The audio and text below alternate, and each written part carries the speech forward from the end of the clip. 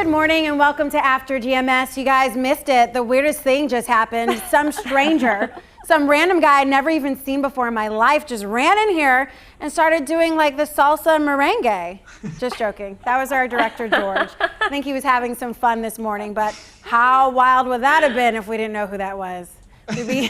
We'd be talking about a whole bunch of other stuff right now. Good morning, I'm Tracy McCain here in the studio. Megan Malaris is in the studio as well. Welcome back. Thank you. Yes, it is my first time back on set since late December, pre-maternity leave and pre-COVID-19 social distancing precautions. So I had to remember how to get to work today. I had to set a reminder on my phone to remember heels for work because I haven't had to wear shoes at work for the past few months from home. But it's great to be back. Even though we're still social distancing in studio, I can see Tracy with my own eyes, and that's awesome. It is great to just have someone else in the studio to talk to. I'm, again, not used to this because I've been by myself, so I'll talk to myself and I'll look up and Megan's staring at me like, is she talking to herself? Yeah, it's been 6 months of loneliness, but no more. So no. Stacy Spivey is working from home, as is Christian Morgan, and you guys will celebrate and dance as soon as you're back in the studio as well. So hopefully we'll be doing that song and dance, that salsa and merengue for you guys in just a little bit.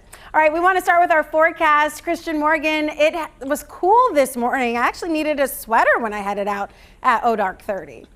Yeah, I'll tell you what, it was quite refreshing, but it's the last morning of that refreshing air. Really the last few hours, I should say. Changes are happening today weather-wise. We'll get some more opportunities at that fall-like air, but this is going to do it for this most recent one. The sun coming up, of course, over the Triad. It's a clear morning right now. Temperatures in the lower 60s across most of the area. 61 in Winston-Salem, 60 in Greensboro and Burlington, 56 in High Point, and 57 in Lexington. Of course, the dew point's in the 50s this morning, but as we go throughout the course of the day, you're going to notice that humidity on the increase. The moisture will be moving back in, and we'll see a return to those humid conditions. That high pressure that's been sitting right overhead, keeping us dry and sunny the last several days, starting to weaken, also starting to shift offshore. So what happens is the winds start coming out of the southeast. That pushes the moisture in, and meanwhile, there's a stalled out front just off the coast.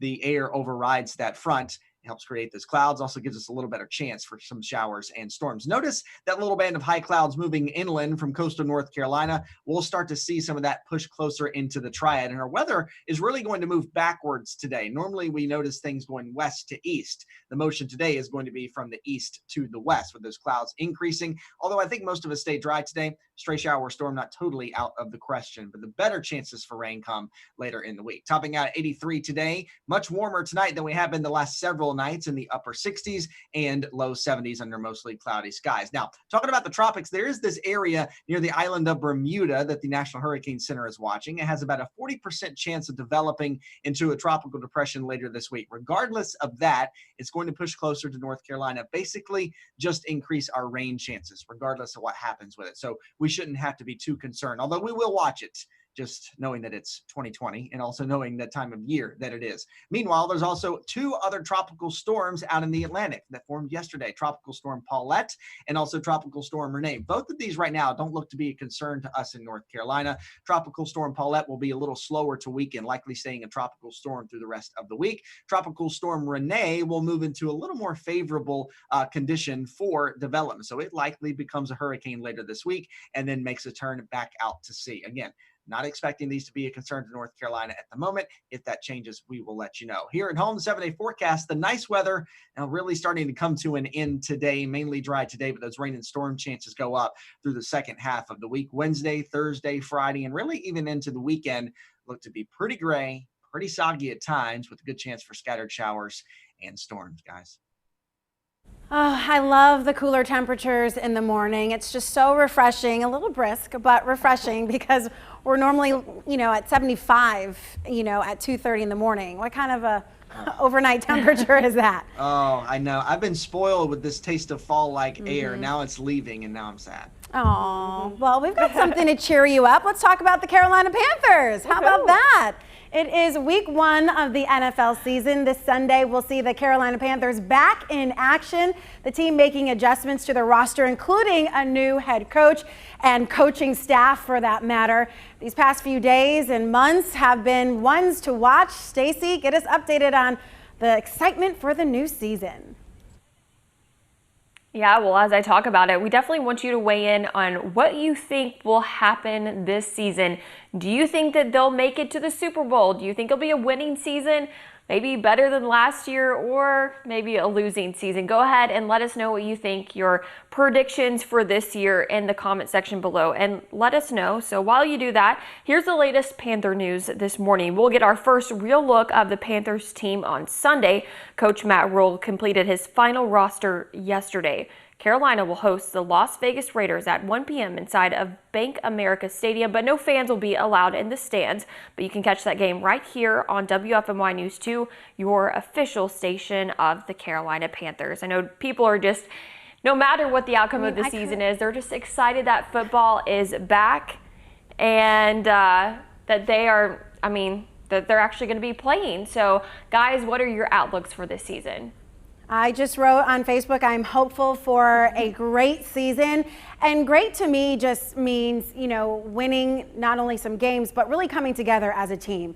Showing that the intention is there, the drive, the passion to want to win games and work together is there. Winning is one thing. It's kind of like the teamwork atmosphere. You have to be able to work with each other and actually like each other, right? In order to win games. And I felt like that was kind of the chemistry we saw with the Super Bowl attendance game that we saw a few years ago. So I'm hoping that they get that back. And with this new quarterback, Teddy Bridgewater, he seems to have that kind of motivating factor that they need. Not saying that Cam didn't, but maybe this is what the team needs right now. We'll see. All right, Meg, how about you? Yeah, no, I'm in total agreement. And I think Teddy Bridgewater really looks good from what we've seen in the training camp practices thus far. I know this is kind of feeling like a new team. We have a ton of new players. They haven't necessarily played well on the national stage before. Then again, we have our veteran Christian McCaffrey, star running back. I think he's going to be key in holding this team together. But overall, I feel like really good about this season. I think this could be a winning season. Might not be a Super Bowl year, but I think they're going to rebuild that momentum. And maybe if we do make it to the Super Bowl, or the playoffs at least, maybe we'll have a chance to face Cam Newton again. We'll see. All right, well, that's a prediction right there. All right, Christian, let's see. What do you think about the Panthers' odds for a winning season this year? Well, I like to be optimistic, but I also like to be realistic. And I don't think a Super Bowl is realistic this year. I saw this, we've seen it all too evident in any team, whether it's a national team, whether it's the NFL, whether it's college football. It doesn't even have to be football, but when a team goes through such a rebuilding phase like they have, I think it takes a while for things to really start clicking and for things to lock in. But at the same token, I think that everybody has kind of been ready for this refresher. I think a lot of Panthers fans, I think a lot of the staff and a lot of the players and coaches were also looking for something fresh, kind of a reset. And that's what I think that Coach Matt Rhule has done. Of course, we have some new players, some fresh faces on the Panthers teams. And, I look for it to be a good year. It seems like folks work well with Matt Rhule. It seems like the players are working well together. So I have high hopes for the season. Much better season than last year. I have my hopes for that. I just don't know if a Super Bowl is realistically something that we can grasp onto yet. It would be great if it happens, and I'll gladly fall on my sword on that. But that's just kind of the way I see it. But I do have high hopes for the season. Yeah. On the other hand of things, my husband was making me listening to sports radio while we were running errands this weekend. Oh, no. I know. And I heard one commenter say that, the NFL coaches that have been in the league and, have been coaching NFL teams for a while are kind of in a rut. They are used to the same things. They run the same offenses, defenses, plays. They might have a surprise here and there. And now you have Matt Rhule coming in, who is from, the collegiate realm, and he might bring something new that these pro coaches haven't seen in a while. So it's kind of one of those expect the unexpected. You don't really know what to expect from him, which could be either the Panthers, winning secret, or it could be their demise. Like, don't play that in the NFL, get that college stuff out of here. Or it could be like, wow, I haven't seen that before. So, sports radio has its bonuses, but it also got me thinking, like, this actually could be, a secret. Because, the same thing was, said with, Alabama's coach and Saban, and, if he ever went to the NFL, what would it be? And, how many championships has he won? So anyway, I digress. The other thing I think you have to think about, and I know people are thinking about it, but when we talk about, playing and how well the season's going to go, a lot of those players, if not most of them, feed off of the energy that's in the stadium, and that's not going to be there for a while. So it will be interesting to see what kind of impact that makes. Because you get the adrenaline, it starts pumping, and they fuel off of that fan interaction, and there's not going to be any of that for a while. Yeah, Stacey, is this your first season here? Because you were here last time this year, right? So you've had enough of the Panthers and doctrine to get excited.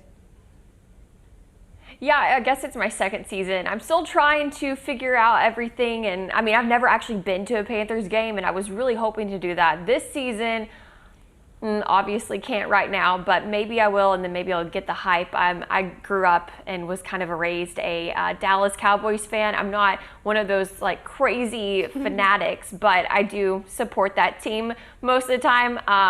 But of course, since I live here now, I have to support the Panthers. A lot of people are getting very specific with their predictions for this season. Jason says, so let's write these down to see how good they do, okay? Jason says they will finish third in their division.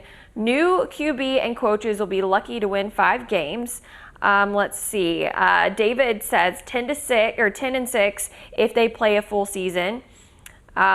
Jason says 4-12 if they are lucky. Without McCaffrey, they have absolutely nothing. Tanya says, because a lot of the team is so new, I don't think it will be a winning season. So we will see what happens, of course, wishing for the best. In all honesty, I do think it's going to be better than last year, though.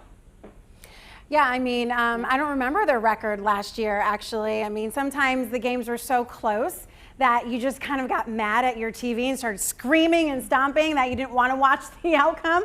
But I remember they started off pretty well, and then, Cam went out, and then the backup quarterback did a great job, and everybody was like, all on that train, and then that fell. So you never know. There's a lot of trains to get on, apparently.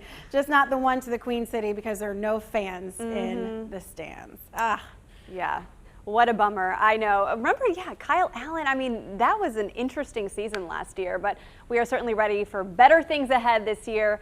Let's keep pounding, Panthers. Start strong this Sunday on WFMY News 2. You can watch it from your couch, where we all should be. All right, let's get to your morning headlines now, shall we? It's a big day for Guilford County Schools students. Today, teachers with Guilford County Schools prepare to add live online instruction to their remote learning experience. WFMY News 2's Candace Redd gives you a look at what the students in all grade levels can expect for the next few weeks of school. About 5,000 teachers with Guilford County Schools are preparing for the first day of live online instruction. Well, since the beginning of the school year, teachers have been providing students with pre-recorded content and remote learning activities.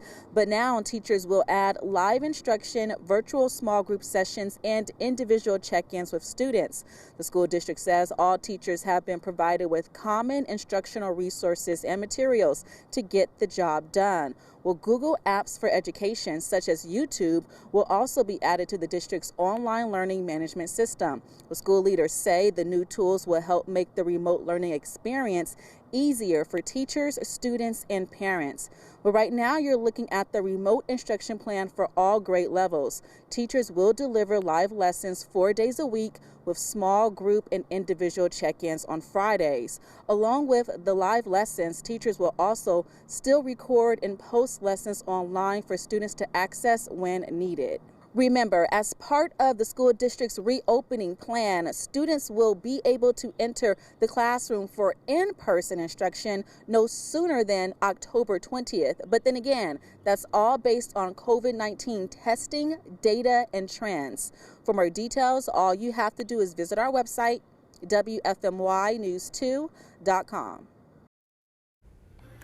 Campaign 2020 zones in on Battleground, North Carolina. President Donald Trump campaigns today in Winston-Salem, where he'll speak to supporters at Smith Reynolds Regional Airport around 7 tonight.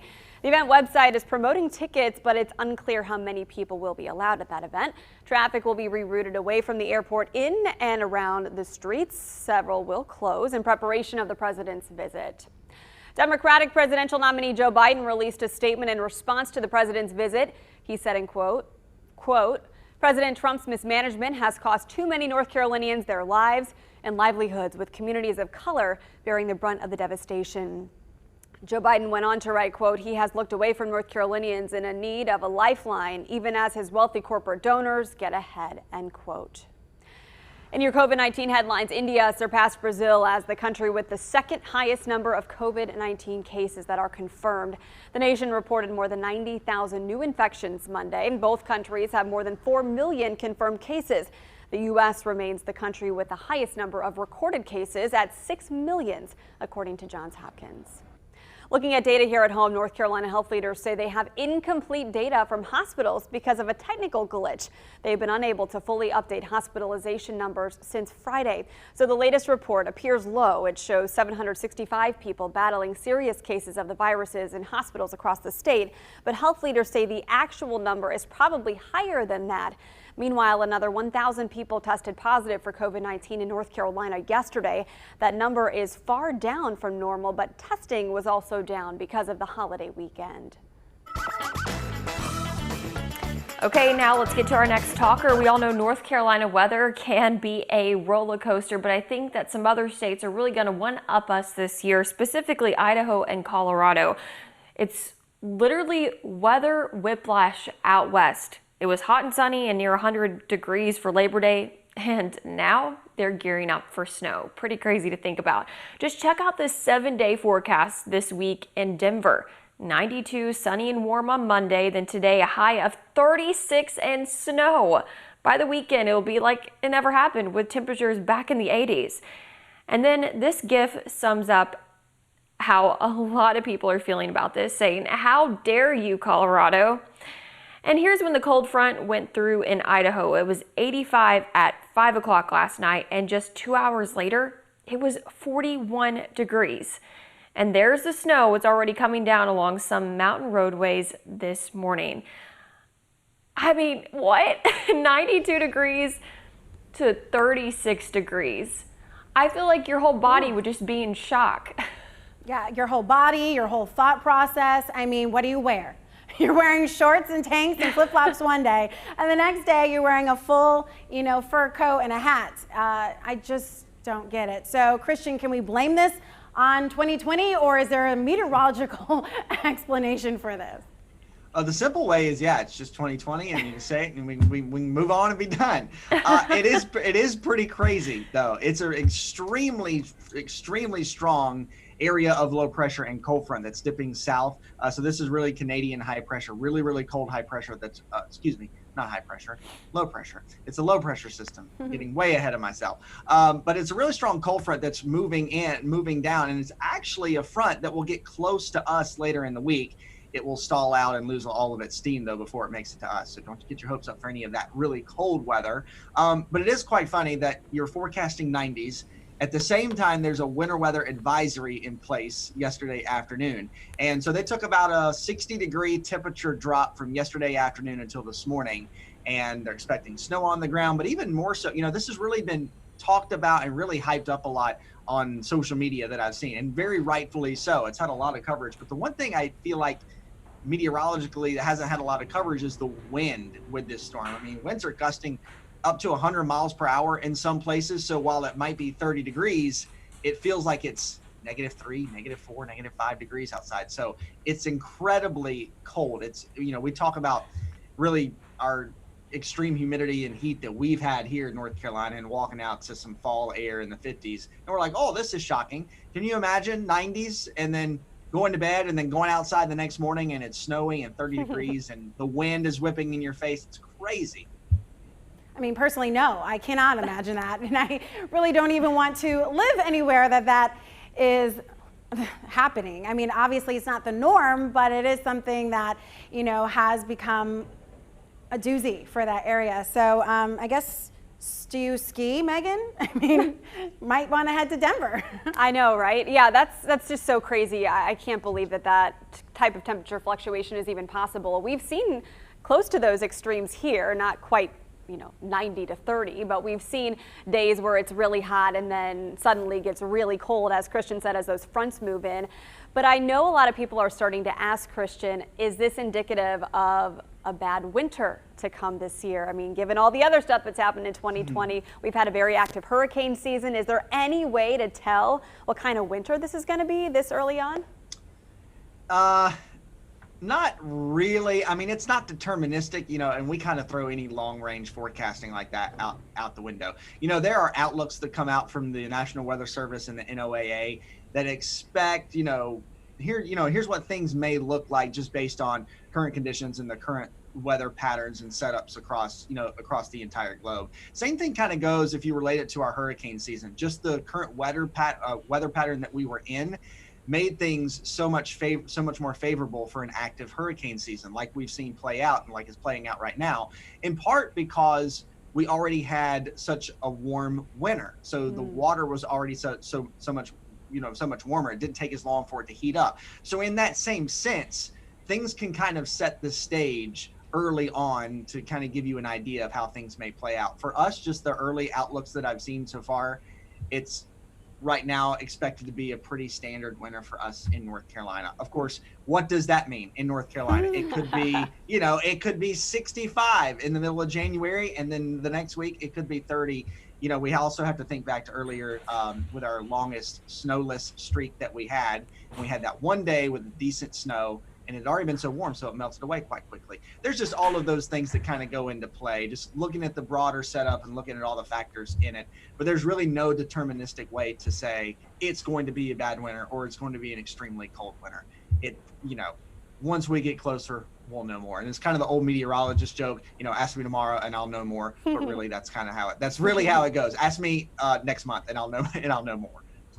Well, I think we might have a bad winter, and Stacy, I'm going to credit you for this because you were like, wow, winter's not bad here. This was her last year, her first winter here.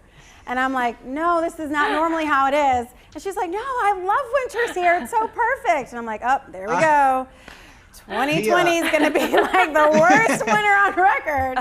Yeah. He's not here to defend himself. No, that was Stacy. Oh, yeah, go ahead. Sorry. He's not here to defend himself, but I'm going to tell you guys something about Turan because he's off today and probably not listening or watching this. When Turan interviewed for the job here at News 2, he was asking what, he came from out west, and so he said, so what's the climate here like? What's the weather like?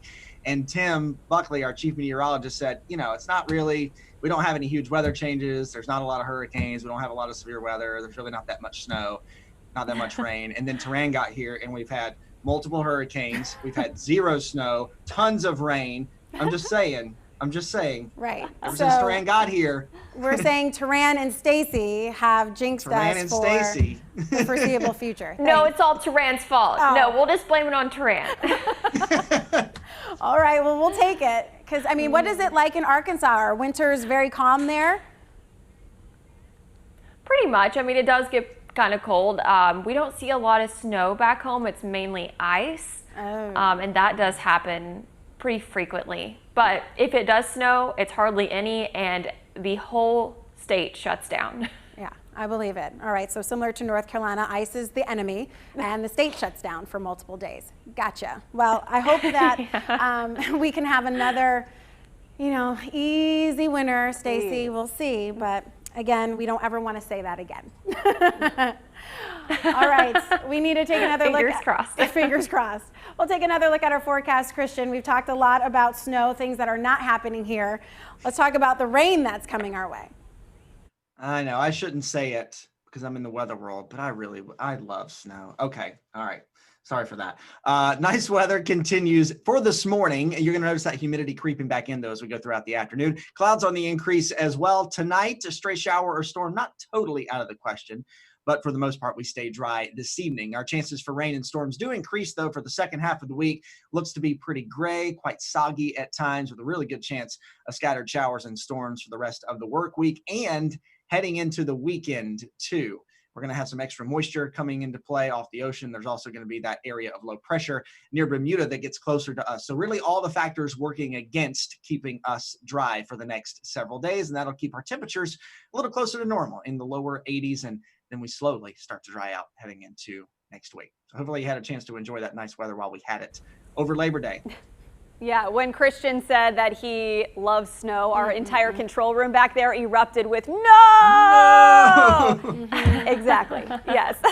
Hey, thanks so much for joining us for After GMS. It's good to be back in studio, still social distancing, of course, with our crew, but thank you for tuning in to After GMS. We do this every day, 7:45 on Facebook Live. We'll see you tomorrow, same time, same place. Have a good day. Have a great day, everybody. Take care. See ya.